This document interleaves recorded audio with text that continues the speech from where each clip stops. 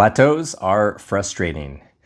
And if you've ever dedicated yourself to an athletic endeavor, whether it be lifting or running or rock climbing, then you know what I'm talking about. At first, progress feels almost automatic. You show up, you work hard, and you get better. The weights go up, the grades go up, the pace gets faster, your long runs get longer, and then eventually you just kind of hit this wall, this plateau. You keep training, you keep going to the gym, you keep feeling like you're working hard, but nothing really changes.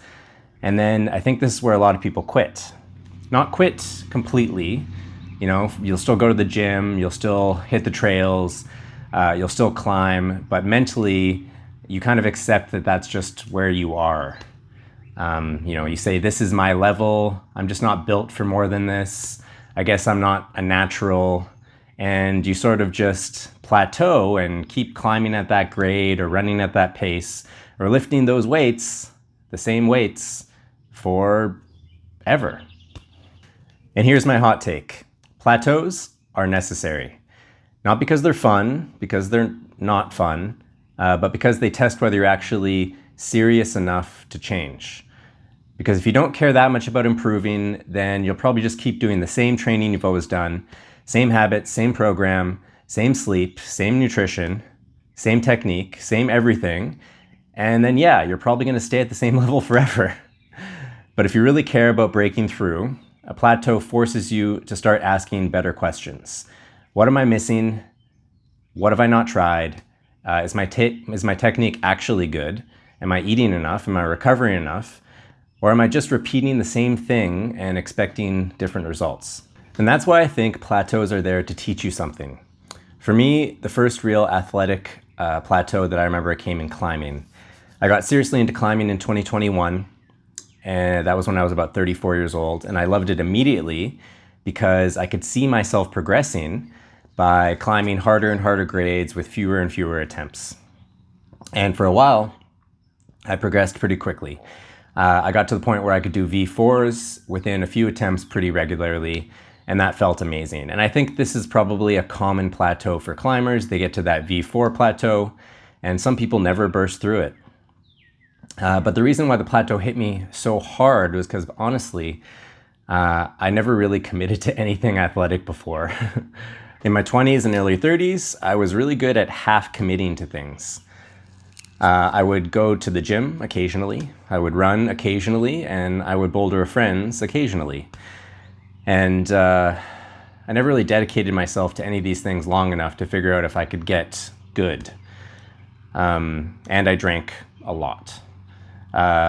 For example, I would drink usually 8 to 10 beers on Friday, 8 to 10 beers on Saturday, probably 8 to 10 beers on Sunday during the games. And then during the week after work, I would have, 3 or 4 beers before bed. Which, might not sound like a lot, but if I'm being honest with myself, that is a lot. And it was really affecting my progress in any athletic pursuit that I tried, because really I was hungover most days, at least a little bit. Now, I wasn't super overweight somehow. I managed to keep that, roughly okay. I also wasn't super underweight, though I did get quite small because I did a vegan diet for about 10 years.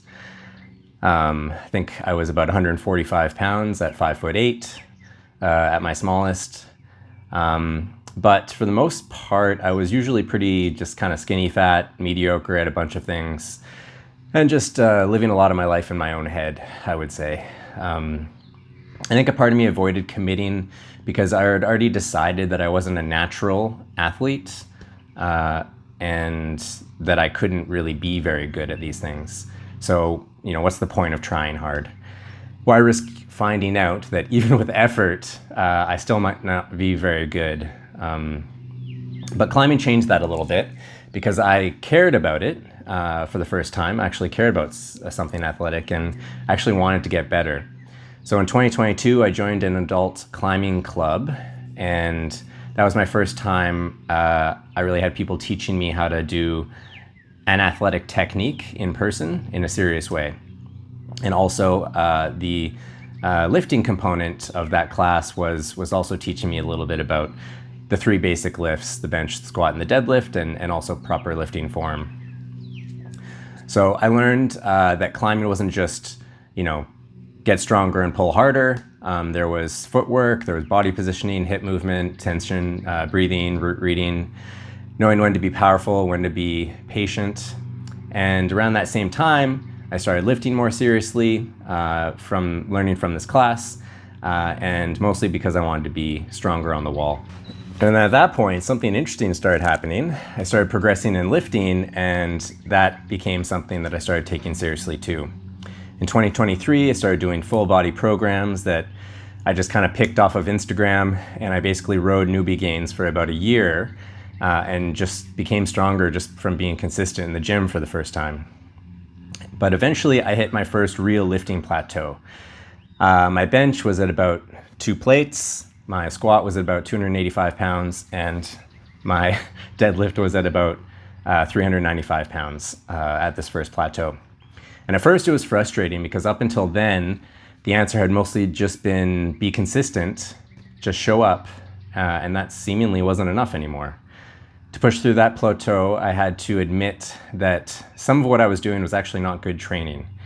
No more half reps with dumbbells, no more swinging weights around and calling it strength work, and no more ego lifting with sloppy form. I had to slow down the eccentric, I had to use full range of motion, and I had to actually learn how to build muscle instead of just moving weight from point A to point B. And I also started my first real bulk. That combination, better technique, better nutrition with intentional training, got me to the next level. And by early 2025, I was at around a 305-pound squat, 240 bench, and 415-pound deadlift. And then I plateaued again. And that's the thing about plateaus. You don't just defeat one and then get to live plateau-free forever. You break through one level, and eventually you get to earn the right to meet the next one. And around this time, I started getting really into running. And if I'm being honest, I'm still in my newbie gain phase in running. While running is my focus, I keep getting faster, I keep pushing distances farther, and I'm still, learning intervals, hills, tempo runs, long runs, zone 2 training, all of it. I have enough variety that I'm able to still get faster and push distances further consistently. And I still strength train a lot, which I think helps. But I know the running plateau is coming eventually. At some point, I won't just be able to add a little more mileage or run a little harder and magically get better. At some point, I'll have to ask the same questions I had to ask with lifting and with climbing. What am I missing? What do better runners know that I don't? What part of my training needs to change? And if I care enough, I'll go learn. But let's get back to lifting. To push through the next set of plateaus, I had to get more specific. That meant adding accessories and variations. So pin squats instead of just regular squats, pin bench and paused bench instead of just regular bench, and paused deadlifts and rack pulls instead of just regular deadlifts. And all this stuff targets weak points instead of just repeating the competition lifts over and over and hoping that they improve. And that got me to the 1,000-pound club in November of 2025 with a 350-pound squat, a 250-pound bench, and a 415-pound deadlift. And you might notice something there. My deadlift did not go up. I pulled 415 without straps, which is progress in its own way, but the actual bar, the weight on the bar didn't increase. And I think that's important to say because that is what plateaus really feel like. Sometimes you try something and it works for one lift, but not for another. Sometimes your squat moves, your bench moves, and your deadlift just sits there like a brick wall. That doesn't mean that the process is fake. It just means that you haven't found the answer yet. Lately, I've been experimenting with deadlifting 3 times a week instead of once, and already I feel stronger. I don't know yet if this is the answer, but it's another experiment. And that's the mindset shift. A plateau is not a final judgment. It's feedback. It's a question. Your body is saying, okay, what else have you got? My latest level up was trying high intensity and low volume training to build more muscle, and then coming back to higher volume powerlifting training. For about 6 months, I did Mike Mentzner style approach, which was just 2 hard sets to failure on most lifts with proper form about 4 days per week. And honestly, that felt great. I was recovered after each session. I could progressively overload week after week, and I wasn't constantly beat up. I was focused, I was training hard, and I wasn't just piling on junk volume for the sake of feeling productive. Then, when it came back to powerlifting, my lifts felt stronger. I can't tell you what my new 1-rep maxes are right now, but I have my first powerlifting meet in July, just next month, so I'll be able to tell you a little bit more then. And, I'm pretty confident that all my PRs are gonna go up, but if somehow they don't, then I'll learn something. That's the point. With climbing, I'm currently plateaued at about a V5 and around a 511C indoor, 510C outdoor, and I know why. It's because I'm not climbing enough right now. It's not a mystery, it's not genetics, it's not the universe conspiring against me, it's just priorities. I can't improve everything all at once. Right now, lifting and running have been getting more of a spotlight. Climbing is still part of my life. I still do it at least once a month, but it's not the main focus. But when climbing gets its turn again, which I currently have a plan for 2027 to get deep into climbing training and climb Half Dome with my fiance, I'm gonna set some more big goals, build climbing specific training blocks, and start attacking that plateau in the same way that I'm attacking my other plateaus. Because now I understand the pattern. You hit a wall, you get frustrated, you ask better questions, you experiment, you learn, you adapt. And eventually, if you stay with it long enough, something breaks open. So that's my message. Plateaus are a gift. They don't feel like a gift when you're in them.